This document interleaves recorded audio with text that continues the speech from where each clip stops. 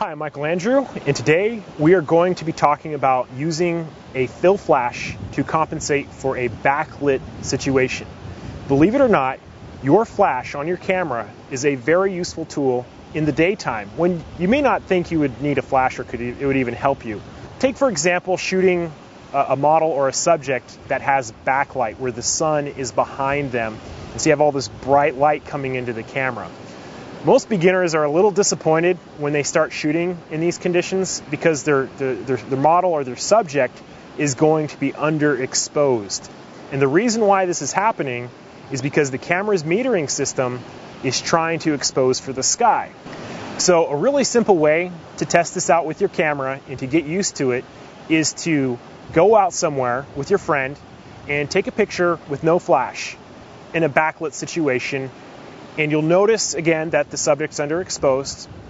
If you're a beginner, turn your camera on to program mode, make sure that you have your flash on, and retake the picture. And what you'll notice is that your subject will be much closer exposed to the sky. A few little side notes about this technique is that, first of all, your model or your subject needs to be relatively close to the flash, because if they get too far away, the flash won't be able to generate enough power to expose properly. And a second note is that all cameras with flash will be able to change the flash output power. And this is called flash exposure compensation.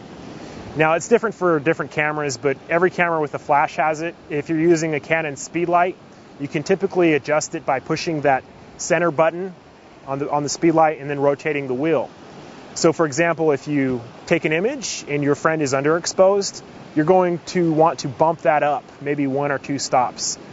If you take the image and they're overexposed, you're going to want to turn it down a few stops. So you can control the relative exposure of your subject. So my suggestion would be to get a friend and to go out and try this.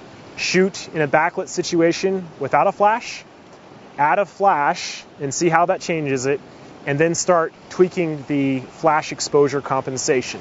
And make sure you get really comfortable with that, and you'll be able to use it every time. So that's your quick lesson on using fill flash to compensate for backlight. I'm Michael Andrew, and thank you for watching. That was even better, I think. Okay, so about 2 minutes, about 3 minutes. If you found this video helpful, you may be interested in my new DVD, 580 EX2 Speedlite Crash Course DVD. I also cover the 430 EX2 Speedlite. If you have either of these models and are a beginner to flash photography, I know how intimidating it can be, and I've made this DVD especially for you.